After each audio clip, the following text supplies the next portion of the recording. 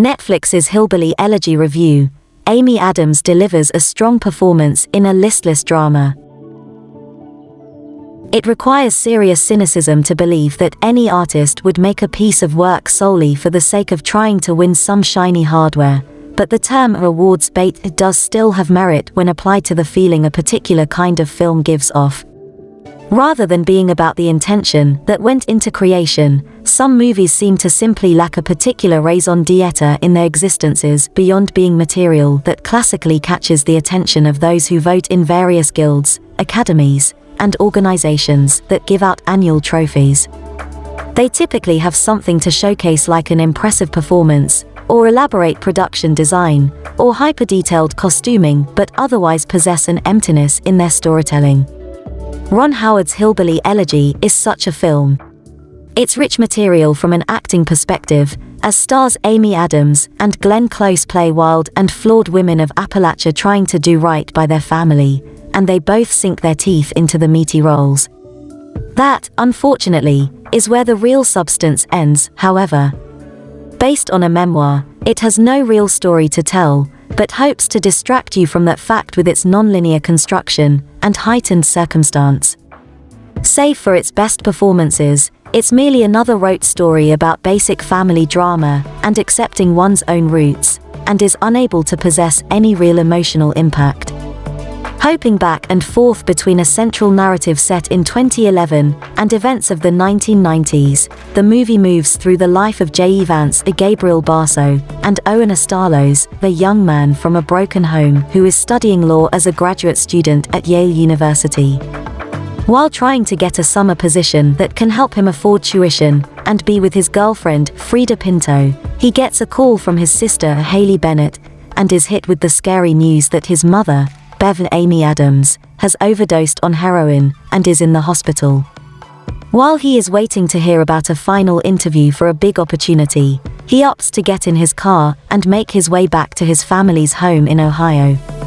Bev gets a quick discharge from the hospital, having let her health insurance policy lapse, and J.E. finds himself with the responsibility of trying to find a safe place for her to recover and restart rehabilitation.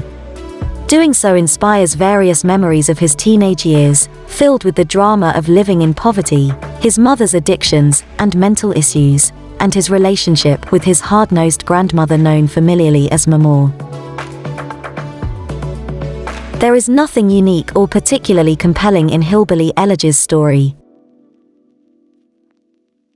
Hillbilly Elegy is based on J.E. Vance's autobiographical memoir of the same name, and its scattershot storytelling is very much reflective of the source material in that it's built as a pile of memories with no real purpose or defined structure.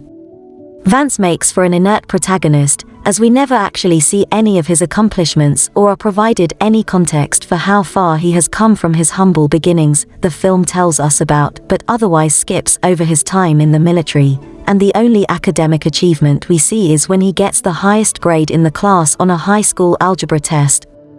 He's an entirely passive character, with all of the action involving him, but not actually functioning through him, and it gives the movie no room to grow.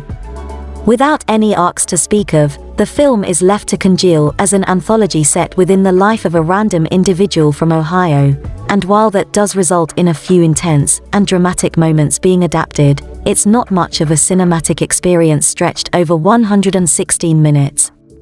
Its strength is found in personalities, and while that lends to some great performances, they can't provide the bedrock that Hillbilly Elegy needs to succeed as an actual movie. Amy Adams and Glenn Close both deliver impressive performances.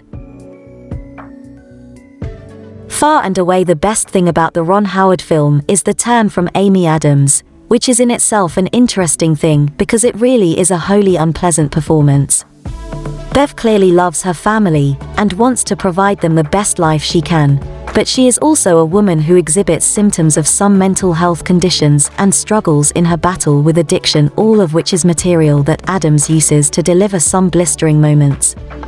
It's a character without the same kind of awesome fortitude that we usually see from her work, and that makes it all the more powerful, not to mention that the character is shockingly horrible in moments. It's an atypical turn from Adams in many respects, but an impressive one that further proves her versatility.